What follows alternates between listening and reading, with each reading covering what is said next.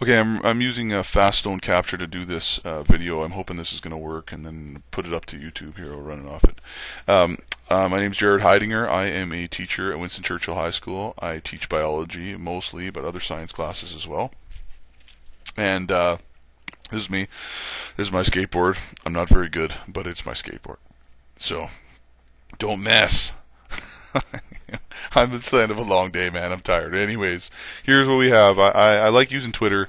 It's a great way for you to integrate, for you to get professional development without having to attend a session somewhere.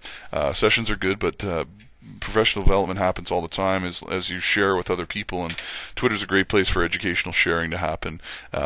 If you want to follow on Twitter, or if you just want to interact with me, you can get just to talk about different stuff. That'd be great, and this is where you can get me at Heiding, JHEIDING.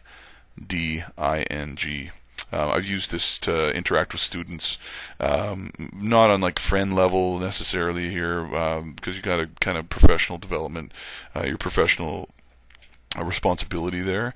It's kind of a gray area right now, with Twitter, but I do use it so that my students can interact with me in terms of like seeing different sciencey kind of videos I'll put out, directing them to different things, using it to remind students of certain things. I use Remind 101 as well for that, if you've never heard of that. Remind 101 is a text messaging program that works with their phones, so you can use that. It's pretty easy. You can check it out if you want to, remind101.com. But I've used Twitter to interact with students and teachers like in other areas of the world. So there's a science student chat type thing with a teacher that I met on here who he works in Tennessee, and he gets different professors to come in and talk about certain science topics, and so I've had my students participate in those science chats, and it's fun for them to be able to try that. Twitter's great for that. If you can make sure you're following different educators, it's a pretty cool thing. YouTube obviously is another area where I really am involved with my classes, not just because it's where most of the video content is now, but you can find lots of stuff, but you can also use it to organize. So if you find really great resources, again, this is my channel, but I make playlists, and then I can actually tell my students to go to a playlist as well if they've missed something in class. I can say, hey, look, man, go to the video, go to the playlist, go to the digestive system, watch the making hot dogs video, which is this gross thing right here, but that's making hot dogs, so you can check that out. Here is how all this other stuff works here. I've got different Bio 20 units, and I have different Bio 30 units and other areas where I think will be useful. I'm a learning coach at my school, so if I find other things like things about math or social studies or English or something else or art, then I will get these types of things as well. The playlists, I should say. I also I also use this thing called Jared's Weekend Homework Chopper. I use YouTube to bring different people from around the world into my class just to present the terms for the quiz. You can read about it here if you want to go on here later. It's kind of a play on a big city helicopter thing. You can read what it is. I fly a helicopter in my class and land it and pretend the person that's doing that's here is reading the story that's coming in. They're live from location kind of thing. And I have quizzes every Monday for vocabulary for bio, and every Friday I fly the helicopter around and play a video. And the video is, here's one that Christopher Steig did for me. And you can see, I'll go over here.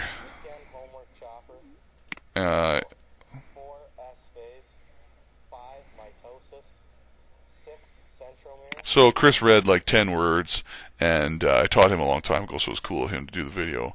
I put the terms in here, and the kids study those terms and have the quiz on them on Monday. I have a whole bunch of other ones, like the guys who made Phineas and Ferb, the cartoon show on Disney. If you've ever seen it, it rules. I have 3 young kids, and it's a pretty funny show. But they did a video for me. Nick Adler, who's a guy who owns the Roxy Club in Hollywood, or on the Sunset Strip, I should say. Him and many of his staff did a video for me. It's pretty fun how you can just ask people. Jamie Thomas from Sportsnet did one. One of my buddies did one from In-N-Out Burger in the States. And then they just send me it via Dropbox, which I'm sure all of you have used. So Dropbox I use, and then I have the homework chopper, and this is one lady in the States that gets me different people. She has connections to different celebrities and stuff like that. So I have a Dropbox for her. I share that. She can put videos in there, but a bunch of different friends and put in videos, okay, for me. So Dropbox is a handy way for them to drop the video off, then I upload it to YouTube. And they can use it like that. Also, use YouTube to make videos and like things like Cam Studio or this one that I'm using right now, this video capture, to basically I can go to my uploads here. Actually, I should go to this one here. I will go to this one. There's my uploads there, and I'll go to this one. Sorry about that. I've got students' papers right here, so like I have students submit me a lab. One of these IB labs that they write up, and then what I can do is I can take their digital lab, I can record the screen while I mark it, and what you can see is like if I go over here, there, okay, so I can go on here, I'll go over here, here's the thing here, so